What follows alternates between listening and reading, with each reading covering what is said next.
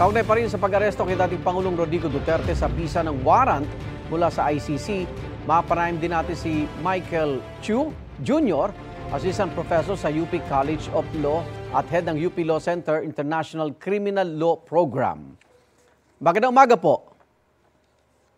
Magandang umaga, Igan, at sa mga nanonood.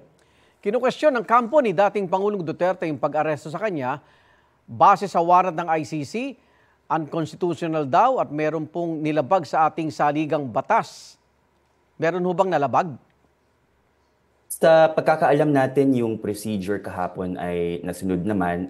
Ayon sa Rome Statute, ang mag-i-implement ng warrant ay local law enforcement officers at yun naman yung nakita natin. Siguro ang tinutukoy na paglabag sa saligang batas ay yung constitutional rights, kung na-accord ba, nabigay ba lahat ng mga proteksyon sa kanya. Kasi ayon din naman sa Rome Statute, no, susundin ang law sa Pilipinas sa pag-serve ng warrant na iyan. So to that extent, kailangan sigurong klaruhin kung ano yung ibig niyang sabihin sa paglabag ng saligang batas. Pero kung ang ibig sabihin noon ay labag sa saligang batas, yung makipag-ugnayan, makipag-cooperate ang Pilipinas sa Interpol, hindi, dahil meron siyang agreement with the Interpol, or kung sa ICC, merong kalayaan ang bansa natin na makipag-ugnayan kahit hindi siya miyembro ng Rome Statute.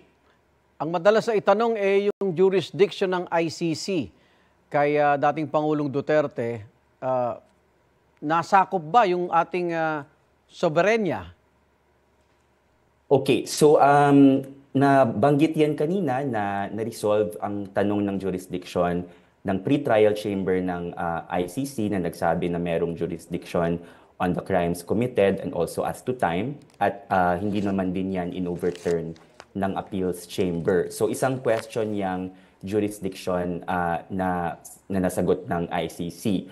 Pero ibang tanong din yung pwede bang makipag-cooperate? Not even a question of jurisdiction, pero yung meron bang kapangyarihan ang Pilipinas na kahit hindi na siya miyembro ng Rome Statute na makipag-cooperate nang hindi siya pinipilit? Yes, meron yung kapangyarihan kasi nga ang ehekutibo natin yung namamahala sa area ng foreign policy at kaugnayan sa other international institutions and states, no? Tsaka pangatlong rason, Igan, meron kasi sa Rome Statute mismo yung Article 127.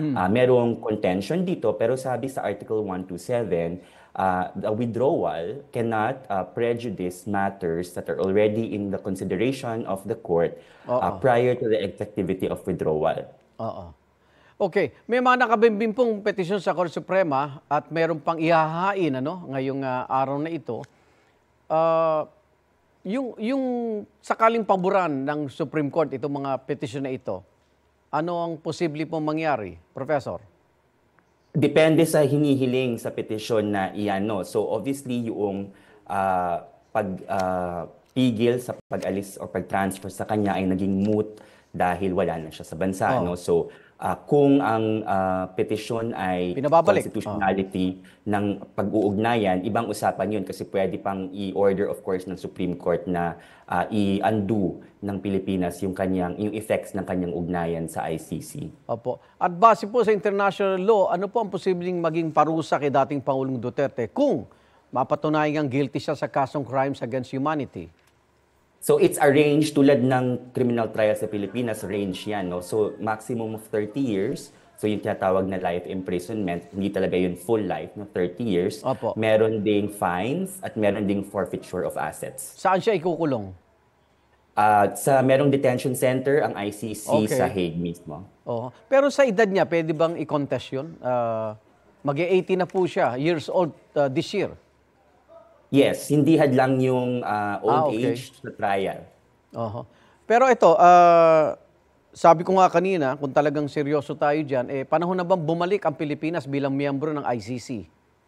Sa tingin ko, masisolve lahat ng mga questions na ito kung bumalik na tayo. Tsaka siguro yung bigger question ay, yung Pilipinas, binavalue niya yung hindi natin pinapakawalan lamang yung mga nag-commit ng international crimes. So kapag sumali tayo ulit, nire-reaffirm natin yung value na yun. Okay. Maraming salamat, Michael Chu Jr. ng UP College of Law at UP Law Center International Criminal Law Program. Ingat po, Professor.